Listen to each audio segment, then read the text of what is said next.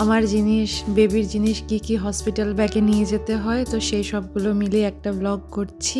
তো এই বাস্কেটটার মধ্যে বেবির জিনিসপত্র রেখেছি আর ওইটার মধ্যে আমার কয়েকটা জিনিসপত্র রেখেছি। তো আর এই বাস্কেটটা আমি রিসেন্টলি নতুন কিনেছি, যে এটা ওখানে নিয়েও আসবো, প্লাস বেবির যা শুকনো ড্রাই জিনিস রাখা সেগুলো রাখতে পারবো। হসপিটাল থেকে তো কিছু বলা হয়নি, আমরা নিজেরাই নিজের আইডিয়া দেখে প্লাস এদিক ওদিক থেকে একটু ইনফরমেশন জোগাড় করে মোটামুটি যেটুকু মনে হয়েছে যে দরকার হতে পারে তো সেইগুলোই জিনিস নিয়েছি। এবার কী কী নিয়েছি আপনাদেরকে দেখাচ্ছি। তো এটা হচ্ছে একটা ওয়াটারপ্রুফ ম্যাট নিয়েছি। আর এখন যেহেতু একটু বৃষ্টির টাইম আসছে, প্লাস এসি রুম নেব, বাচ্চার যদি একটু ঠান্ডা লাগে তো সেটার জন্য একটা ব্ল্যাঙ্কেট নিয়েছি, মিঙ্ক ব্ল্যাঙ্কেট। এটা অনলাইন ফ্লিপকার্ট থেকে নিয়েছি এই ব্ল্যাঙ্কেটটা। আর লিঙ্ক যদি কেউ চায় আমি লিঙ্ক ডেসক্রিপশন বক্সে দিয়ে দেবো। এইগুলো হচ্ছে হাত আর পায়ের মোজা, যদি বেবির ঠান্ডা যদি লাগে নিয়ে সবই নিচ্ছি। তো যেটা লাগবে যেটা লাগবে না। আর আমি প্রত্যেকটা জিনিস কেনার পর এক রাউন্ড কেচে নিয়েছি। আর এটা একটা লোহার কাজল নাতা নিয়েছি, যখন বেবিকে সঙ্গে করে নিয়ে আসবো তখন বলে নাকি যে লোহার কাজল নাতার সঙ্গে থাকলে নজর লাগবে না। এখন তো মা হচ্ছি, যতই বলি অন্ধবিশ্বাস নেই, বাচ্চার জন্য কোনো রিস্ক নেব না। নিউজ পেপার, যেটা খুব ইম্পর্ট্যান্ট একটা জিনিস, এটা তো বেবির জন্য না, আমরা যেখানেই যাই আমরা সঙ্গে করে নিউজ পেপারটা আমরা নিয়ে যাই, কারণ কখন কি দরকার হয়ে যায় সেটা তো বলা যায় না। আর এই একটা বেবি ওয়াইপস নিয়েছি মরিসনের। ডাইপারটা কিনিনি, ডাইপার ওখানে যেহেতু ফার্মাসি আছে, এবার যখন দরকার হবে একদম হসপিটালের সঙ্গে অ্যাটাচ, হসপিটালের নিজস্ব ফার্মাসি আছে, ওখান থেকে ডাইপারটা আমরা নিয়ে নেবো যদি দরকার হয়। আর অনেক হসপিটালে কিট দেয়, আমি শুনেছি বড় মানে কলকাতার হসপিটালে কিট দেয়। এবার সেই কিটগুলোতে কি ইনক্লুড থাকে না থাকে আমি জানি না, বাট হসপিটাল ব্যাগ সব কিছুই নিয়ে, হসপিটাল ব্যাগ একটা নিয়ে যেতে হয়, মায়ের ড্রেস বা বেবির কয়েকটা ড্রেস, এইগুলো দেখেছি আমি শুনেছি নিয়ে যেতে হয়।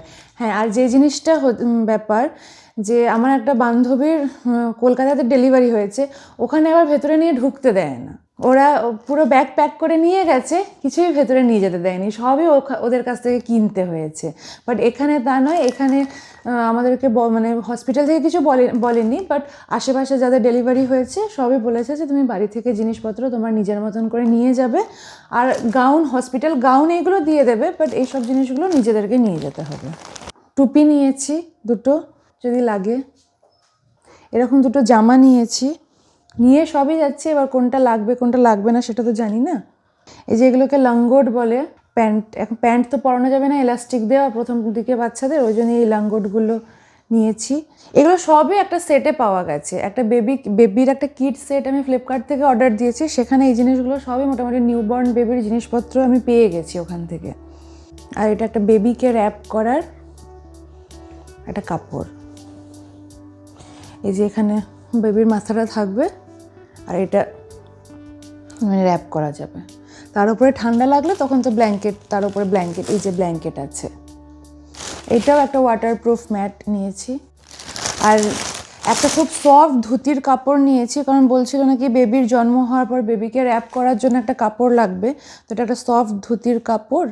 এটা আমি কিনে এক রাউন্ড কেচে নিয়েছি, কাঁচা আমি সব কিছুই কেচে নিয়েছি, এটা হচ্ছে ওই র্যাপ করার জন্য এই কাপড়টা নেওয়া হয়েছে। আর এই যে একটা স্যানিটাইজার নিয়েছি, এই যে স্যানিটাইজার। একটা কম্বো প্যাক অর্ডার করেছিলাম, তো ওই কম্বো প্যাকটা থেকে ওই আপনার যেগুলো জামা লাঙ্গোট বা এই কাপড়গুলো, যে এগুলো সব কটাই কম্বো প্যাকে এসেছিলো। অনেক কটা জিনিস আছে, মানে এই কম্বো প্যাকটা কিনলে একটা নিউবর্ন বেবির মোটামুটি প্রথম 1 সপ্তাহ 2 সপ্তাহ ইজিলি ও এটাকে ইউজ করে নিতে পারবে। তো এই কম্বো প্যাকটার মধ্যে এসছে হচ্ছে এই একটা তোষক, এক রকমের তোষক, এটা অ্যাকচুয়ালি বেবিকে নিয়ে ক্যারি করার জন্য। এইগুলো আমি নিয়ে যাব, কিন্তু এই আপাতত এই জিনিসগুলো হসপিটালের ভেতরে ঢোকাবো না, এইগুলো তো নিয়ে যাব যেরকম, আর এই কিছু এক্সট্রা জিনিস নিয়ে যাবো যেটা আলাদা গাড়িতে রাখবো, যেটা যদি দরকার হয় তখনই নিয়ে যাব। আর এইটা তো সবাই জানে এই জিনিসটা। এটা এবার যদি আমি তো এমনি কেবিন নিচ্ছি, তো মশা টোশা হওয়ার চান্সেস কম, তাও রিস্ক নিয়ে লাভ নেই, সঙ্গে করে নিয়ে যাব। যদি দেখি যে হ্যাঁ মশা টোশা হচ্ছে তখন এটা গাড়ি থেকে বের করে এটা ইউজ করে নেবো। এইটা স্পেশালি নিয়ে যাচ্ছি হচ্ছে বেবিকে এটা ফেরার পথে এটার মধ্যে ভরে নিয়ে আসবো। যেই হসপিটালে কিট দেবে সেই হসপিটালে তো এত কিছু নিয়ে গিয়ে লাভ নেই, ওরা তো অ্যালাউ করবে না ভেতরে ঢোকাতে। এবার যেখানে অ্যালাউ করবে সেখানেই এই জিনিসগুলো নিয়ে যাওয়া যাবে। সেখানে এগুলো নিয়ে গেলে পরে আর অত দৌড়াদৌড়ি করতে হবে না, কারণ আগে সব কিছু রেডি করে সঙ্গে করে নিয়ে চলে যাওয়াটাই বেটার হবে। বেবির জিনিস যতটা ইম্পর্টেন্ট, বেবির মায়ের জিনিসটাও ততটাই ইম্পর্টেন্ট। সব থেকে বেশি দরকার হবে হচ্ছে ডাইপারের, মানে আমাদের ডাইপারের, কারণ যেহেতু বেবি হওয়ার পরেই একটা ব্লিডিং স্টার্ট হয়ে যাবে, তো সেটার জন্য আমি এই যে ডাইপারগুলো নিয়েছি। এবার যদি সি সেকশন হয় সেক্ষেত্রে প্রবলেমটা এটা হয় যে নর্মাল প্যান্টি পরলে আর নর্মাল প্যান্টি আর প্যাড যেটা পরলে একদম যেই জায়গাটাতে কাটা হয় সেই জায়গাটাতে প্যান্টির স্ট্র্যাপটা থাকে, তো ওটা পরা যায় না। তো একরকম আসে হচ্ছে ম্যাটারনিটি প্যান্টি, তো আপনারা ম্যাটারনিটি প্যান্টি নিতে পারেন, আর না হলে একদমই এই স্যানিটারি ন্যাপকিনগুলো নিতে পারেন। তো এগুলো পুরোপুরি ডায়াপার ফর্মে আসে, আর এগুলো অনেক ওপর অবধি, যেহেতু এর এলাস্টিকটা ওপর অবধি থাকে, তো মানে স্টিচের জায়গাটাতে কোনো ক্ষতি হওয়ার চান্সেস থাকে না। আর এটা আমি নিয়েছি হচ্ছে অ্যামাজন থেকে। এটা অ্যামাজনে ম্যাটারনিটি স্যানিটারি ন্যাপকিন সার্চ করলে আপনি অনেক রকম পেয়ে যাবেন। আর না হলে ম্যাটারনিটি প্যান্টি নিতে পারেন, সেখানে আপনারা নর্মাল যে প্যাড ইউজ করেন যেগুলো, সেগুলোও আপনারা ইউজ করতে পারবেন।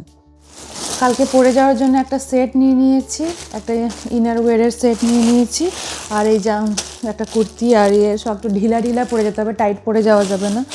ওখান থেকে ফিরে আসার সময় একটু সাজুগুজু করে বেবি নিয়ে আসবো, আর তার জন্য আমি এই কুর্তিটা কিনেছি।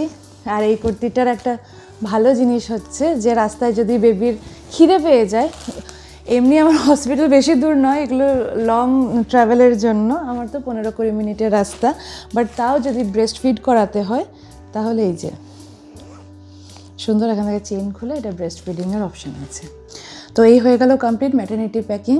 তো এইসব বাক্স প্যাডটা নিয়ে প্যাকিং করে নিয়ে গিয়ে কালকে যাচ্ছি, এবং কালকের পর তারপর ফিরে আসবো আমরা 3 জন হয়ে। কালকে তো সব জুয়েলারি খুলেই যেতে হবে, ওখানে তো কোনো জুয়েলারি অ্যালাউ করবে না।